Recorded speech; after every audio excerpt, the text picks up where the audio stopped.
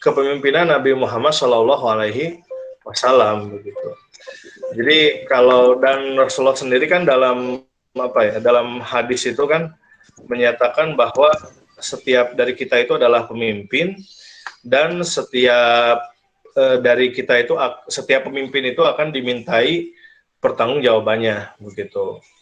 Nah itu sudah sangat jelas itu. Kemudian dalam hadis yang lain bahwa kalau misalnya kita ini ada berdua nih, terus kita ingin mengajak kalau kita berdua terus ingin melakukan perjalanan, maka salah satunya harus jadi pemimpin. Nah ini begitu pentingnya kepemimpinan dalam Islam.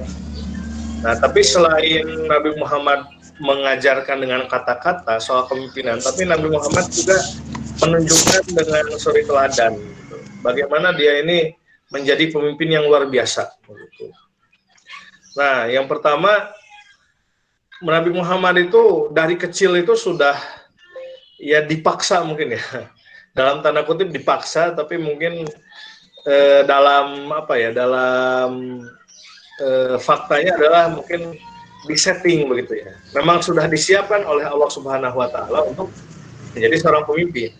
Dan kata Nabi Muhammad SAW bukan hanya dia saja, tapi semua nabi pun begitu. Nah, jadi Nabi Muhammad pernah bersabda, tidaklah Allah mengutus seorang nabi, melainkan dia menggembalakan kambing. Para sahabat bertanya, termasuk engkau juga? Nabi Muhammad menjawab, ya, aku pun menggembalakannya dengan upah beberapa qirot atau keping dinar milik penduduk Mekah. Jadi kalau kita ketika kecil kan, ya main layangan kan gitu kan, atau kalau zaman sekarang kan main main HP, gitu, main gadget, atau main di luar dengan teman-teman sekolah gitu kan. Mungkin Nabi Muhammad dari kecil itu sudah belajar kemudian menjadi penggembala, gitu, penggembala hewan. Nah di situ yang dia pimpin kan hewan gitu, tapi itu bentuk latihan begitu ya, bentuk mungkin penggemblengan atau perkaderan itu dari Allah ya, untuk menyiapkan Nabi Muhammad itu mempunyai jiwa leadership sejak kecil. Nah kemudian seperti kita tahu ya, dalam sirah atau dalam kisah-kisah Nabi Muhammad yang populer, sejak umur 12 tahun Nabi Muhammad itu kan sudah mulai diajak oleh pamannya Abu Thalib untuk berdagang ke Syam begitu ya. Syam itu Suriah kalau sekarang. Nah kemudian kan bahkan di tengah jalan mereka itu kan ketemu pendeta Warokoh bin Naufal itu yang sudah mengetahui tanda-tanda kenabian Nabi Muhammad, dan kemudian ya tapi belum jadi nabi, masih lama jadi nabinya begitu. Nah tapi fokusnya adalah kemudian Nabi Muhammad itu belajar berdagang gitu. Nah kalau yang masih kecil ya, namanya masih kecil mungkin baru nganter-nganter pamannya, kemudian pasti ya kalau kita kan bantu-bantu lah ya, pasti mungkin bantu-bantu. Tapi kan dari situ dia belajar kan Nabi Muhammad, oh begini tuh cara dagang. Nah mulai usia 15 tahun, jadi kalau usia 12 tahun tuh Nabi Muhammad tuh magang mungkin ya bahasanya, magang ke pamannya Abu Thalib begitu. Nah pas umur 15 tahun Nabi Muhammad tuh udah berani berbisnis sendiri gitu. Nah ternyata memang luar biasa, Nabi Muhammad ini punya sifat yang jujur, kemudian punya harga diri. Nah dia tidak suka berlama-lama menjadi tanggungan pamannya yang miskin loh. Ini jadi penggembala lagi nih. Nah kemudian setelah 15 tahun itu dia menjadi pedagang begitu. Dia menjadi pedagang yang jujur. Jadi saking jujurnya Nabi Muhammad tuh kalau dagang itu dia kasih tahu tuh harga ininya, harga harga pokoknya. Saya beli dari supplier barang harganya 100.000. Silakan Bapak mau nambahin berapa buat untung saya begitu. Itu cara dagang yang luar biasa gitu, yang saya pikir jarang ada lah zaman sekarang gitu. Nah karena kejujurannya akhirnya sukses Nabi Muhammad SAW berdagangnya itu sampai ketika dia berusia 25 tahun ya dia bisa menikah dengan seorang saudagar perempuan yang kaya namanya Siti Khadijah. begitu. Nah, Siti Khadijah ini juga sama seorang pedagang juga yang kemudian ya terpesona gitu loh oleh kehebatan skillnya Nabi Muhammad dalam berdagang itu. Nah, sehingga ya saya pikir, dan kalau kita baca hadisnya itu kan mahar untuk Siti Khadijah dari Nabi Muhammad itu kan puluhan unta begitu ya. Nah, sekarang ini kan harga satu unta itu bisa berapa puluh juta itu loh, 30 juta, 40 juta kan itu satu unta itu kan, yang jelas lebih mahal dari kuda kan, lebih mahal dari sapi gitu, dan dia ngasih ke Siti Khadijah itu 40 puluhan unta lah gitu ya. Berarti kan luar biasa, gede banget itu. Berarti Nabi Muhammad itu kan posisinya kaya sebenarnya pada waktu itu kan, sangat kaya. Nah, itu hasil dari dia berdagang. Nah, tapi apakah berdagang itu tidak butuh kepemimpinan? Sangat butuh, sangat butuh teori kepemimpinan begitu. Dan itu sudah memang berarti kepemimpinan Nabi ini sudah matang begitu ya, untuk kemudian dia berhasil membawa dirinya sendiri untuk sukses. Kalau sekarang itu mungkin untuk meraih kebebasan finansial gitu, kata bahasa orang sekarang. Nah, tapi tentu saja walaupun Nabi Muhammad itu orangnya sudah kaya, sudah sukses untuk dirinya, tapi ternyata dia tetap menjadi seorang yang tidak sukses untuk dirinya sendiri. Dia tetap kemudian bermasyarakat, sehingga ketika ada isu-isu yang terjadi di masyarakat, dia tetap mengetahuinya, kemudian juga bergabung, berusaha untuk menyelesaikannya. Nah, ini kan yang menjadi tujuan dari Impactivist itu kan sebenarnya teman-teman ketika punya skill, ketika punya wawasan, ketika punya material yang banyak begitu, tapi teman-teman tetap harus mempunyai impact bagi masyarakat gitu.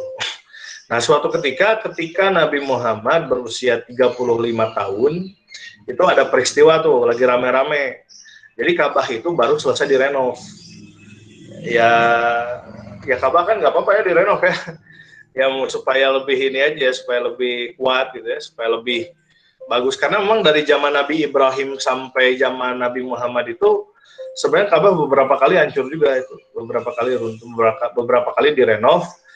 Nah, pada waktu itu direnov, karena ada renovasi, maka Hajar Aswad yang harusnya diletakkan di Ka'bah itu dikeluarin dulu, kemudian terjadilah perdebatan siapa yang meletakkan kembali Hajar Aswad ke tempatnya semula. Nah, kemudian ya terjadilah perselisihan, pertengkaran. Jadi kan dulu itu orang Arab itu sistemnya kesukuan, ada kabilah, ada ada kabilah, ada suku begitu ya. Nah, setiap kabilah itu pengen meletakkan itu karena berarti itu adalah sebuah kehormatan begitu. Nah, sampai hampir terjadi pertikaian di antara mereka. Bani Abduddar mendekatkan bejana berisi darah, kemudian mereka bersama Bani Abdul Ka'ab bin Lu'ay bersumpah siap mati. Wah, itu udah mau tawuran gitu loh kalau zaman sekarang itu. Nah, kondisi itu menegangkan, berlangsung selama beberapa hari. Nah, kemudian ada seorang tokoh paling sesepuh di antara orang Quraisy itu, bernama Abu Umayyah bin Mughirah al-Makhzumi, mendapatkan ilham, dia mendapatkan pencerahan begitu ya. Terus dia berkata, wahai Quraisy, jadikanlah seorang yang pertama kali masuk masjid menemui kalian sebagai penengah di antara kalian. Waktu itu kan sudah ada ya, Masjidil Haram itu sudah ada. Cuma memang waktu itu karena masih zaman jahiliyah, jadi tawaf itu kan telanjang, kemudian juga banyak patung-patung, belum Islam. Tapi Masjidil Haram sendiri sudah ada. Nah, mereka menerima tawaran itu dan menunggu siapa gerangan yang pertama kali masuk masjid. Ternyata yang masuk adalah Muhammad Shallallahu Alaihi Wasallam begitu. Nah, setelah mereka melihat, mereka berkata ini adalah orang yang terpercaya, kami setuju dia adalah Muhammad. Nah, karena Nabi Muhammad yang berhasil memenuhi persyaratan itu, karena Nabi Muhammad itu Al-Amin, seorang yang dapat dipercaya, kabilah sepakat ya udah Nabi Muhammad aja lah yang mengantarkan tuh nggak apa-apa, kita nggak ada masalah gitu. Jadi pada waktu itu Nabi Muhammad adalah tokoh yang bisa diterima semua pihak. Nah sampai setelah Nabi Muhammad SAW diberitahu hal itu, nah ternyata di luar dugaan dia tidak kemudian mengambil Hajar Aswad itu sendiri begitu. Padahal sudah diizinkan, tapi Nabi Muhammad membentangkan kain, lalu mengambil Hajar Aswad dan meletakkannya di kain. Kemudian dia berkata kepada setiap pemimpin kabilah, ya hendaklah setiap pemimpin kabilah itu memegang ujung kain dan mengangkat Hajar Aswad ke tempatnya begitu. Nah setelah itu Nabi yang meletakkannya sendiri. Nah akhirnya semua senang gitu ya, semua puas karena semua merasa berperan dalam mengembalikan Hajar Aswad ke tempatnya. Gitu. Nah waktu itu kondisi Nabi Muhammad itu bukan leader, bukan pemimpin dalam artian formal. Dia bukan kepala suku, dia bukan presiden gitu kalau zaman sekarang bukan. Tapi dia itu seorang individu yang kemudian sangat berperan di komunitasnya. Jadi dia pemimpin, tapi dia bukan pemimpin formal, tapi secara informal dia mempunyai leadership yang kemudian diterima dan bisa memecahkan persoalan di masyarakat begitu. Nah itu dia sebelum jadi nabi begitu. Nah ini ketika usia 40 tahun, kemudian Nabi Muhammad menjadi pemimpin umat begitu. Dia diangkat menjadi nabi itu ya pasti harus memimpin umatnya begitu.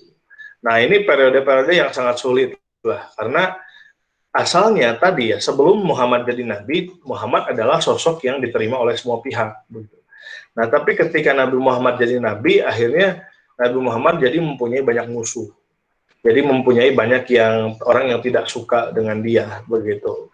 Nah tapi itu harus dijalani dengan Muhammad, karena ingat tadi prinsip yang tadi, jadi seorang pemimpin itu tidak mungkin bisa disukai oleh semua orang begitu. Nah ada yang tidak suka dengan kenabian kepemimpinan Muhammad, mereka pasti tidak suka, tapi Muhammad menjalani itulah. Nah sampai periode Mekah itu sangat sulit, tapi pondasi-pondasi akidah sudah ditanamkan. Nah periode Madinah itu barulah Nabi Muhammad selangkah lebih maju lah begitu ya. Dia diserahi kedudukan, diserahi posisi oleh orang Madinah untuk menjadi pemimpin. Nah ini pemimpinnya formal, kalau yang tadi informal, sekarang udah jadi formal. Jadi Nabi Muhammad itu kalau zaman sekarang itu ya presiden lah. Presiden dari sebuah negara yang namanya negara Madinah, Madinah Al-Munawwarah. Nah Nabi Muhammad itu di negara Madinah Al-Munawwarah itu ada kelompok muhajirin. Muhajirin itu ada orang yang bermigrasi, berhijrah, orang Mekah kemudian tinggal di Madinah. Ada kelompok Ansor. Nah, Ansor ini ada orang Madinah yang kemudian juga ikut memeluk agama Islam. Tapi selain Muhajirin dan Ansor juga di Madinah itu ada orang Yahudi begitu. Nah, tiga kelompok ini diikat, kemudian kalau zaman sekarang mungkin kayak Pancasila begitu loh.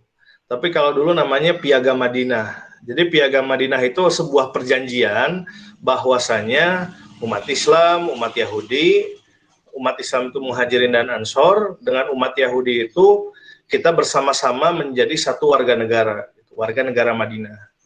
Nah, tapi barang siapa yang ada berkhianat, maka itu boleh diperangi gitu. Jadi ternyata memang tidak semua orang Yahudi itu suka dengan Nabi Muhammad. Ada yang diam-diam masih iri, ada yang diam-diam masih dengki, kemudian akhirnya mereka berkhianat. Cara berkhianatnya adalah mereka bersekutu dengan orang kafir Quraisy dan kemudian mau menyerang Nabi. Nah, kelompok Yahudi yang inilah yang kemudian diperangi. Jadi ketika dulu umat Islam berperang dengan Yahudi itu bukan karena agama Yahudinya, bukan. Islam itu dengan agama lain itu kan lakum dinukum waliyadin, begitu kan? Agamamu agamamu, agamaku. Kita menjunjung yang dinamakan dengan toleransi gitu. Tapi kenapa dulu Islam memerangi Yahudi? Karena Yahudinya itu duluan berkhianat kepada umat Islam begitu. Nah, zaman sekarang juga sama. Kenapa misalnya kita bersikap kritis atau kemudian menolak Zionisme. Bukan kita menolak Yahudi. Yahudi itu kan agama, ya sama juga kayak Islam, kayak Kristen gitu. Ya udah kalau soal agama kan ya udah lakum dinukum waliyadin tadi. Tapi kenapa kita menolak Zionisme, membela Palestina? Ya karena Zionisme itu adalah kelompok Yahudi yang memang mereka menjajah Palestina kan begitu. Nah zaman dulu juga sama, dengan orang Yahudi yang solid dengan umat Islam, solid kepada piagam Madinah, kita baik. Tapi dengan orang Yahudi yang kemudian berkhianat, malah bersekutu dengan orang kafir Quraisy, ya kita perang begitu. Zaman dulu kan begitu. Nah, menurut ini namanya Montgomery Watt, dia tuh orientalis gitu ya. Jadi tapi orientalisnya dia apresiatif gitu, memuji kepada Nabi Muhammad SAW. Jadi ada 3 kualitas kehebatan kepemimpinan dari Nabi Muhammad SAW yang menyebabkan tersebarnya pengaruh Islam ke seluruh dunia. Yang pertama, Nabi Muhammad tuh melihat jauh ke masa depan, itu visioner. Bahkan kan Nabi Muhammad pada sebelum meninggal dia sudah memimpikan bahwa umat Islam itu bisa menaklukkan Romawi dan Persia. Kalau Romawi itu Eropa, kalau Persia itu Asia Selatan lah, Asia Selatan. Dan kenyataannya itu terjadi gitu. Eropa sempat dikuasai Spanyol itu kan, walaupun akhirnya bisa direbut lagi. Tapi daerah jajahan Romawi di Afrika Utara itu berhasil dikuasai semua oleh Islam. Nah, kemudian Eropa Timur juga berhasil dikuasai Turki itu oleh Sultan Muhammad Al-Fatih itu, walaupun mentok sampai Istanbul gitu. Nggak bisa ke belah sononya, nggak bisa lagi, tapi mentok sampai Istanbul. Nah, Persia pada akhirnya juga dikuasai. Persia itu kalau sekarang itu Irak gitu ya, Iran, India dulu sempat dikuasai tapi bisa direbut lagi. Gitu. Nah itu Rasulullah itu visioner begitu. Nah ini jadi teman-teman ini seorang pemimpin juga kadang-kala harus visioner juga. Bukan kadang-kala, harus visioner juga. Ada kalau teman-teman lihat di di medsos di Google itu ya, di dunia maya itu, jadi ternyata perusahaan-perusahaan besar sekarang itu kayak Google terus Amazon itu dulunya ternyata dari garasi dulu. Terus kayak Facebook itu kan dulunya juga dari kos-kosannya si Mark Zuckerberg kali ya, gitu kan. Tapi mungkin mereka visioner, ya nggak apa-apa saya mulai dari garasi begini. Tapi wah sekarang kan luar biasa gitu di Silicon Valley kan gitu. Nah kemudian bijaksana, Nabi Muhammad ini mempunyai seorang kebijaksanaan begitu, bijaksana sebagai kepala negara ya, bukan ketua negara, statement dia negarawan gitu. Jadi begini teman-teman, dulu itu kan Mekah itu ya, Jazirah Arab, Timur Tengah itu, yang sangat kuat itu sistemnya adalah sistem kesukuan. Jadi ada, misalnya saya dari Bani Hashim, Bani Umayyah, ada Bani lah gitu ya. Dan karena dan orang itu sangat fanatik begitu loh dengan sistem kesukuan itu. Nah, Nabi Muhammad ini, dia ini orang yang sangat modern pada zamannya begitu. Dia ini sudah berpikir sistem negara begitu loh, tidak lagi sistem kesukuan gitu. Kan kayak kita ya di Indonesia ini kan ada banyak suku ya, ada suku Sunda, suku Jawa, suku Batak begitu ya. Kan loyalitas kita hari ini kan bukan kepada suku kan, tapi kepada negara ya.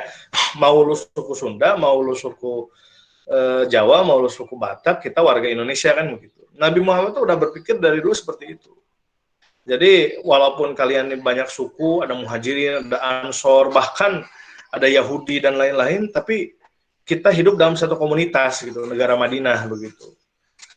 Nah itu yang dipuji sebenarnya oleh orientalis Barat. Tapi kemudian karena karena Nabi Muhammad yang meninggal, ternyata orang-orang setelah Nabi Muhammad ini sentimen kesukuannya naik lagi ya, akhirnya balik lagi jadi kesukuan lagi kan akhirnya kan gitu. Nah kemudian Nabi Muhammad ini punya keahlian menempat sebagai pemimpin dalam memilih seseorang untuk ditempatkan pada jabatan tertentu. Nah kalau bahasa modernnya tuh right man on right place begitu. Menempatkan seseorang sesuai dengan kemampuannya, yang kemudian juga menempatkan seorang sesuai dengan job desk-nya. Jadi ada cerita yang menarik begitu. Jadi ada seorang sahabat Nabi Muhammad, namanya itu Abu Dzar Al-Ghifari. Abu Dzar Al-Ghifari ini orang yang sangat soleh begitu. Kalau kita mah mungkin apa ya, tiap hari tahajud begitu, atau kemudian tiap hari, atau mungkin puasa Senin Kemis atau puasa Daud begitu. Semua sahabat mengakui bahwa ini Abu Dzar ini orang yang sangat soleh begitu loh. Nggak ada lah yang bisa menyamai dia kesalehannya gitu. Nah, tapi kemudian ketika Abu Dzar mengajukan diri Nabi Muhammad, saya pengen jadi pemimpin perang begitu, panglima begitu. Oleh Nabi Muhammad ditolak gitu. Ditolak. Kata Abu Dzar, wahai Abu Dzar, ya kamu ini soleh gitu ya. Kamu ini akhlaknya luar biasa. Tapi kamu punya satu kelemahan. Kamu itu lemah, kata apa namanya? Kata Nabi Muhammad. Lemah itu ya lemah gitu. Maksudnya lemah itu nggak tegas gitu loh. Kemudian juga mungkin nggak garang begitu loh. Jadi ya intinya kata Nabi Muhammad, kamu nggak cocok gitu. Ya nggak apa-apa lah, kamu ini aja fokus ibadah aja kan begitu. Nah, tapi ketika untuk jenderal itu, untuk sosok panglima itu, yang ditunjuk Nabi Muhammad adalah Khalid bin Walid. Begitu. Khalid bin Walid itu kan orang yang, ya kalau bahasa kasar sekarang itu kan, seperti Umar, seperti Hamzah itu kan, bahasa orang Sunda mah jeger gitu. Jeger gitu, atau bahasa kita preman begitu. Ya Khalid bin Walid ini nggak sesoleh Abu Dzar. Ya biasa-biasa aja ibadahnya. Bahkan dalam sebuah riwayat kadangkala, ya kan dulu Khalid juga masih ini kan Khalid itu masuk Islam kan. Perang Uhud dia itu masih masih bela kafir kan, tapi karena kemudian melihat umat Islam, akhirnya Khalid bin Walid masuk Islam.